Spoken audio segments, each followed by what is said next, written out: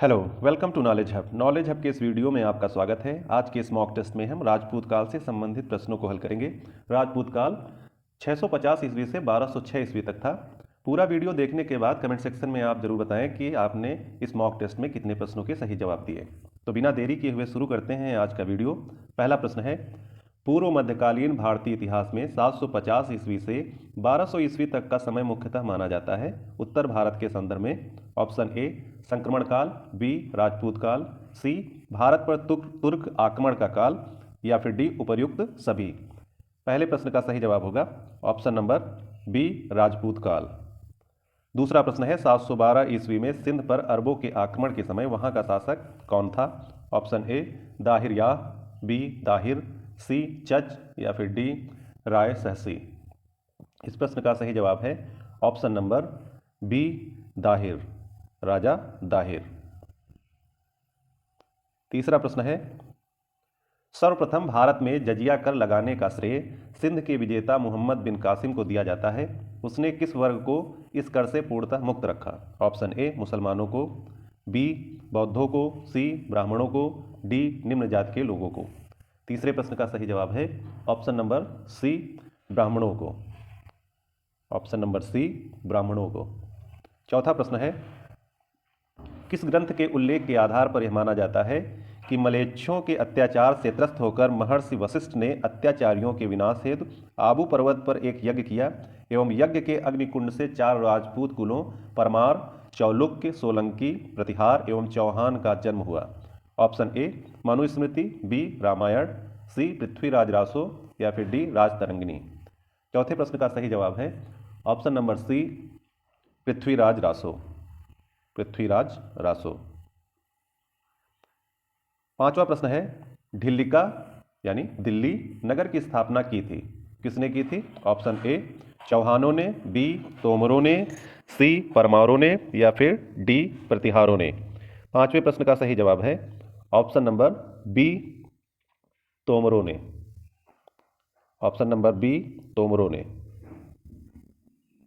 छठा प्रश्न है, उस शासक का नाम क्या है जिसने विजय स्तंभ का निर्माण कराया था? Option A Rana Kumbha, B Rana Sanga, C Rana Ratan Singh, या फिर डी राणा हमीर।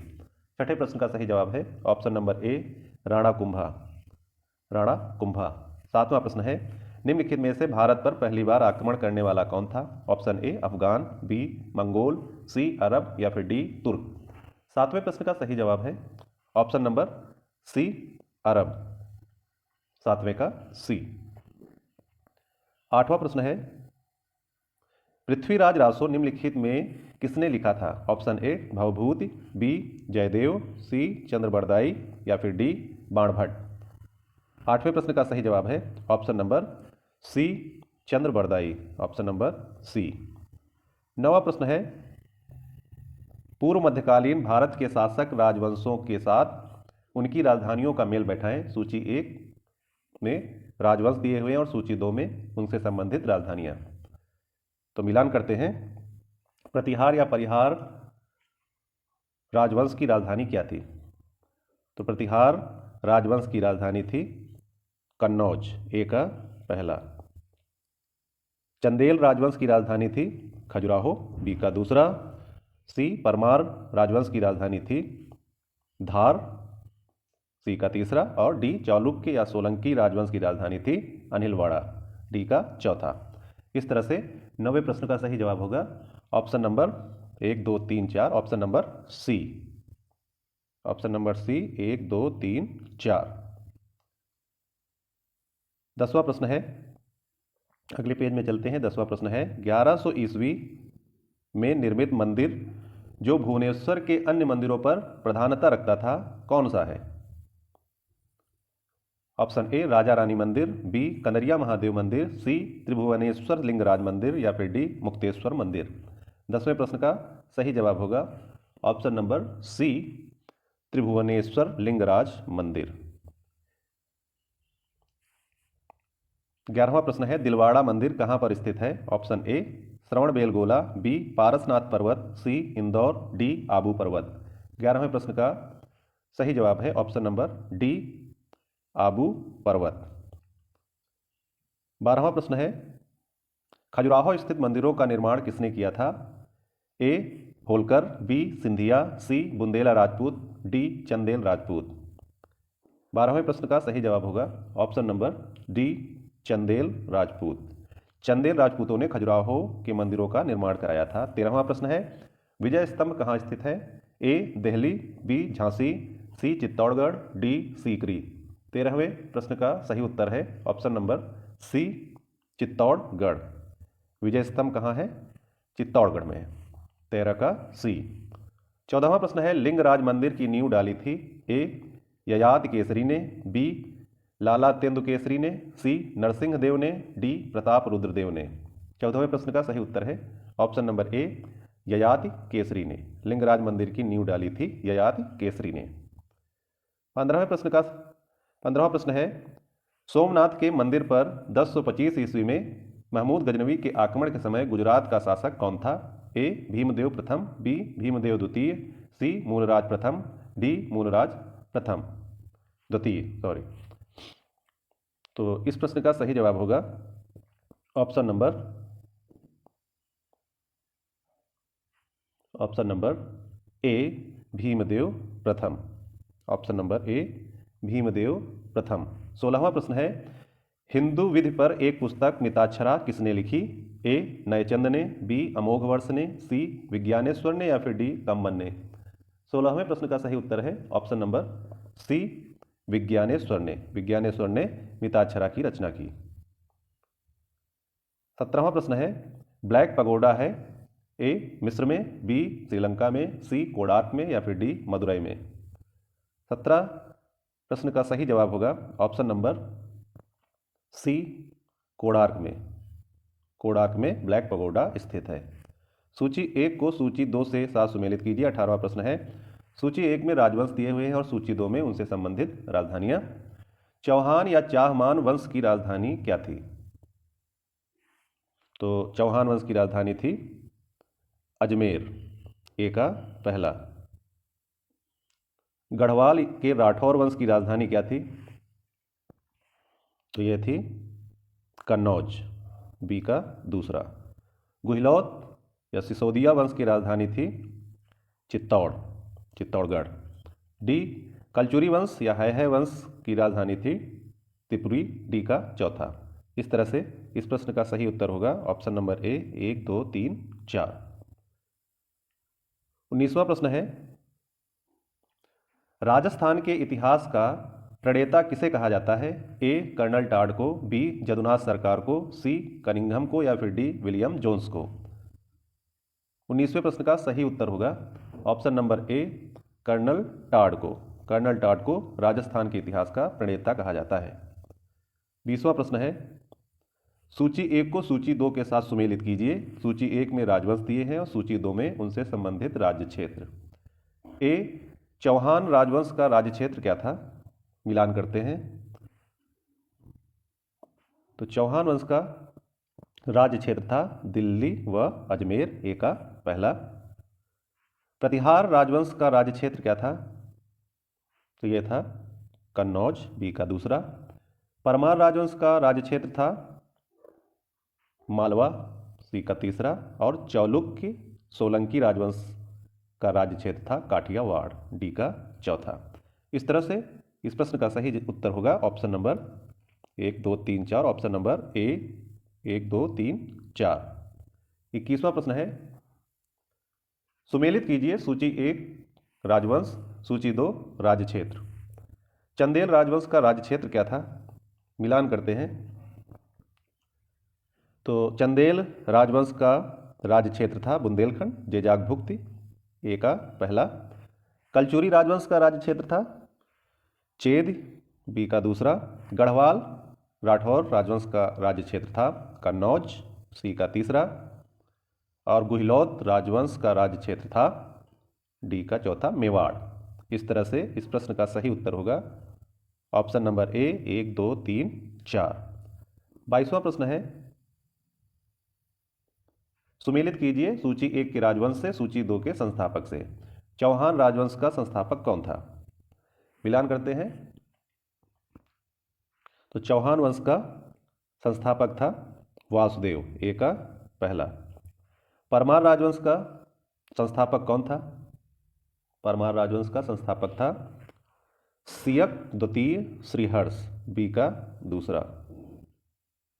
चालुक्य सोलंकी राजवंश का संस्थापक कौन था? तो इसका था मूलराज प्रथम, सी का तीसरा। चंदेल राजवंश का नन्नुक चंदेल था, डी का चौथा। इस तरह से इस प्रश्न का सही उत्तर होगा 1 2 3 4, ऑप्शन नंबर बी 1 2 3 4। 23वां प्रश्न है, कौन सुमेलित नहीं है? 3 सुमेलित हैं और 1 सुमेलित नहीं है, वही होगा उसका उत्तर। चंदेल के आगे लिखा है नन्नुक चंदेल, बी कलचुरी के आगे लिखा है कोक्कल प्रथम, गढ़वाल के आगे लिखा हुआ है चंद्रदेव, राष्ट्रकूट के आगे लिखा है विजयालय।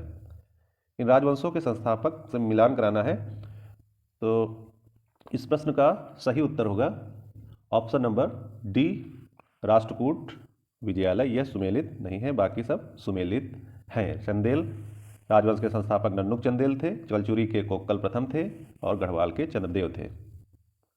24वां प्रश्न है, हरिकेल नाटक का रचयिता है?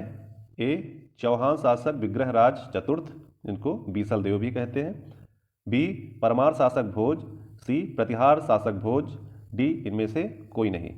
24वें प्रश्न का सही जवाब होगा ऑप्शन नंबर ए चौहान शासक विग्रहराज चतुर्थ या बीसल देव, बीसल देव, ऑप्शन नंबर ए।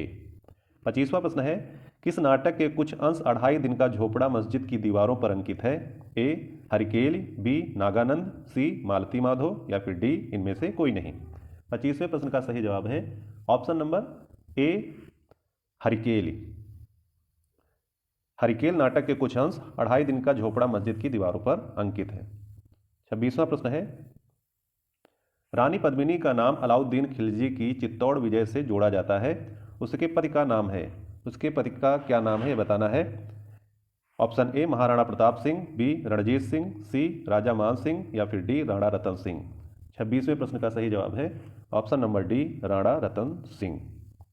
27वां प्रश्न है, विक्रमशिला शिक्षा केंद्र के संस्थापक का नाम है? ए देवपाल, बी धर्मपाल, सी नयपाल या फिर डी नरेंद्रपाल।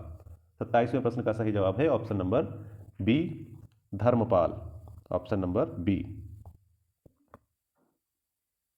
28वां प्रश्न है, दूसरे पेज पर 28वां प्रश्न है, निम्नलिखित में से किस मंदिर परिसर में एक भारी भरकम नंदी की मूर्ति है जिसे भारत की विशालतम नंदी मूर्ति माना जाता है?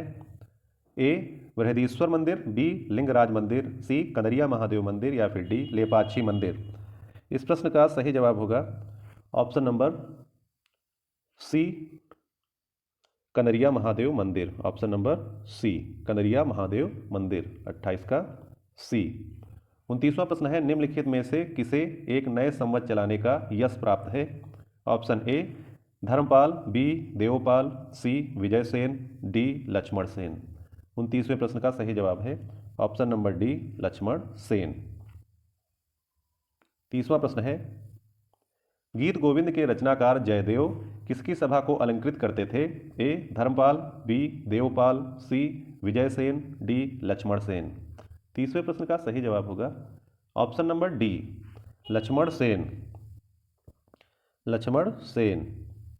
31वां प्रश्न है, किसने सोमपुर महाविहार का निर्माण कराया था? ए कुमारगुप्त प्रथम, बी हर्ष, सी धर्मपाल, डी विजयसेन।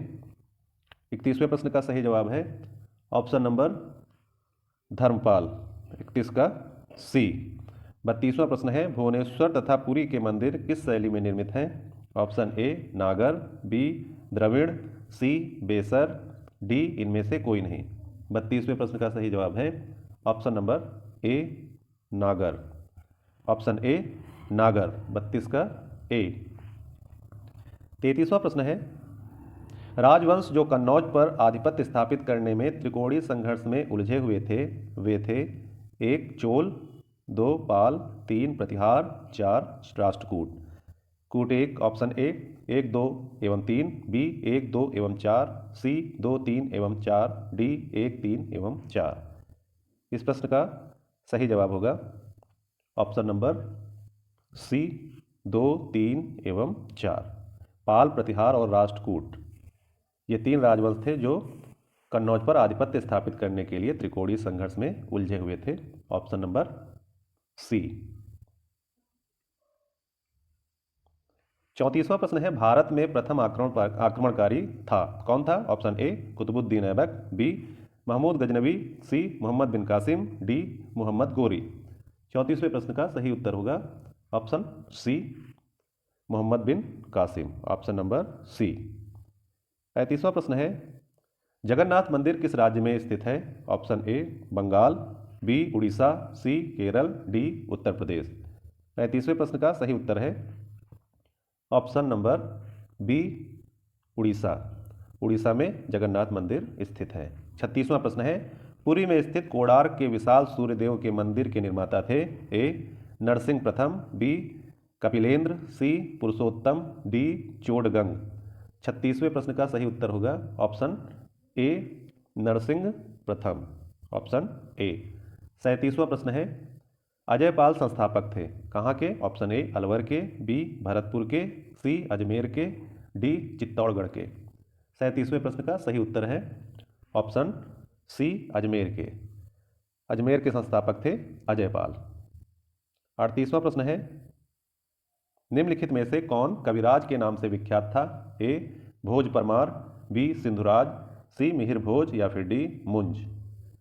38वें प्रश्न का सही उत्तर होगा option number A Bhoj Parmar. Option A Bhoj Parmar. 39वां प्रश्न है, भोज परमार द्वारा रचित पुस्तकें हैं? एक समरांगण सूत्रधार, 2 सरस्वती कंठाभारण, 3 योग सूत्रवृत्ति, 4 आयुर्वेद सर्वस्व। 4 रचनाएं दी हुई है, इनमें से मिलान करना है कौन सी रचनाएं हैं भोज परमार की। ऑप्शन ए केवल 1 और 2, बी केवल 1, 2 और 3, सी 1, 2, 3 और 4, डी केवल 1, 2 और 4। तो समरांगण सूत्रधार ये भी भोज परमार की रचना है। सरस्वती कंठाभरण या कंठाभारण ये भी है। योग सूत्रवृत्ति तीसरा ये भी सही है। आयुर्वेद सर्वस्व के रचनाकार भी भोज परमार ही हैं। इस तरह से इस प्रश्न का सही उत्तर होगा ऑप्शन नंबर सी 1, 2, 3 और 4। 39 का सी। 40वां प्रश्न है, समरांगण सूत्रधार का विषय है? ए स्थापत्य शास्त्र, बी खगोल विज्ञान, सी योग शास्त्र, डी काव्य शास्त्र। 40वें प्रश्न का सही उत्तर होगा ऑप्शन नंबर ए स्थापत्य शास्त्र। ऑप्शन नंबर ए। 41वां प्रश्न है, उसकी मृत्यु से धारा नगरी, विद्या और विद्वान तीनों ही निराश्रित हो गए। अद्यधारा, निराधारा, निरालंबा सरस्वती, पंडिता खंडिता सर्वे भोजराजे दिवंगते। यह उक्ति किस शासक के संबंध में है? ए भोज परमार, बी मिहिर भोज, सी सिंधुराज, डी मुंज। 41वें प्रश्न का सही जवाब होगा option number A Bhoj Parmar. भोज परमार की मृत्यु से धारा नगरी, विद्या और विद्वान तीनों ही निराश्रित हो गए। 42वां प्रश्न है, किस शासक के राज दरबार में जैन आचार्य हेमचंद्र को संरक्षण मिला? ए जयसिंह सिद्धराज, बी कुमारपाल, सी ए और बी दोनों, डी इनमें से कोई नहीं।